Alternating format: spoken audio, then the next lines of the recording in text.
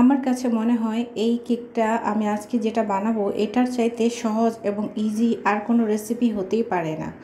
আজকে আমি যেটা দেখাবো একটা প্যানের মধ্যে দিয়ে আপনি খুবই সহজভাবে এই রেসিপিটা বানিয়ে খেয়ে নিতে পারবেন, আর বাচ্চাদেরও বিকেলের নাস্তায় দিয়ে দিতে পারবেন।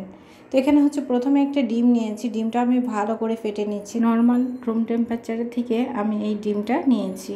তো অবশ্যই বন্ধুরা ফ্রিজ থেকে ডাইরেক্ট বের করে আপনারা সেই ডিম দিয়ে কেক বানাতে যাবেন না, তাহলে কখনোই ভালো হবে না। আর আমি পরিমাণ মতো দিয়ে দিচ্ছি চিনি, আর চিনিটা দিয়েও খুব ভালো করে মিক্সড করে নেব। আর এখানে হচ্ছে আমি আধা কাপ দুধ নিয়েছি, ভ্যানিলা এসেন্স নিয়েছি, সেই সাথে হচ্ছে একটা বেকিং পাউডার নিয়েছি।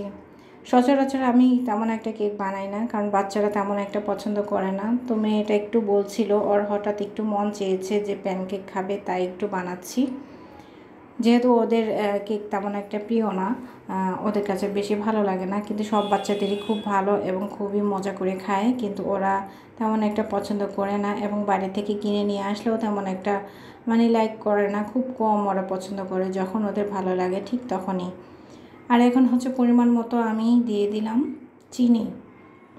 চিনিটা দিয়ে খুব ভালো করে মিক্সড করে নিয়েছি। অবশ্যই বিটার দিয়ে করলে আরও বেশি ভালো হতো, তবে আপনাদের পরে এক সময় আমি দেখানোর চেষ্টা করব। তো যাই হোক, ওই যে বললাম তেমন একটা বানানো হয় না কেক, অন্যান্য কিছু বানানো হয়, কিন্তু আমার এটা তেমন একটা বানানো হয় না। মিষ্টি খাবার তেমন একটা খাওয়া হয় না। তো এখন দিয়ে দিলাম 1 কাপ পরিমাণ ময়দা, সেই সাথে হচ্ছে এই তো 1 টেবিল চামচ বেকিং পাউডার।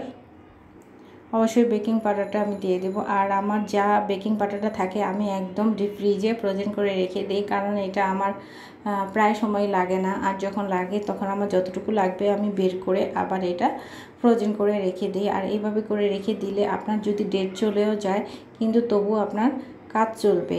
এইভাবে নর্মালভাবে রাখতে পারবেন না। আপনি যদি অনেক বছরের জন্য সংরক্ষণ করতে চান বেকিং পাউডার, অবশ্যই ফ্রিজে ফ্রোজেন করে রেখে দেন। আর এখন আমি একটু কয়েক ফোঁটা দিয়ে দিলাম ভ্যানিলা এসেন্স, আর এখন পরিমাণ মতো দুধ দিয়ে নিব। আর অবশ্যই স্প্যাচুলা দিয়ে খুব ভালো করে মিক্সড করে নেব। আমি হাত দিয়ে একটু মিক্সড করে আপনাদেরকে দেখাচ্ছি।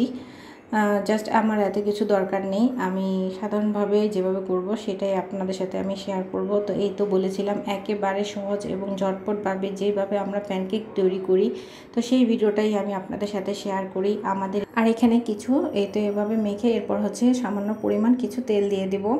আর একদম ইজি, যারা না বানাতে পারে তারাও আমার এই ভিডিওটা দেখলে বানাতে পারবেন।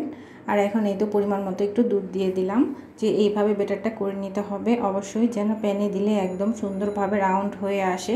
তো এখানে একটা টিস্যুর মধ্যে আমি দিয়েছি অয়েল দিয়ে আমি এভাবে করে নেব। আসলে কেক বানাতে অনেক কিছু লাগে।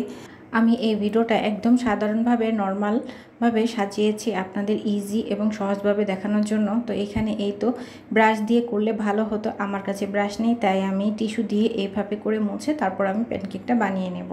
আর এখন 2-1 মিনিট অপেক্ষা করেই যখন ফুটো ফুটো হয়ে আসবে তখন আমি উল্টিয়ে দেব। এই তো বন্ধুরা দেখুন যে কতটা সুন্দর হয়েছে। আর এতক্ষণ সম্পূর্ণ ভিডিওটা দেখার জন্য আপনাদের অনেক অনেক ধন্যবাদ। আশা করি আপনারা এইভাবে সহজ এবং ইজিভাবে প্যানকেক তৈরি করে খেতে পারবেন।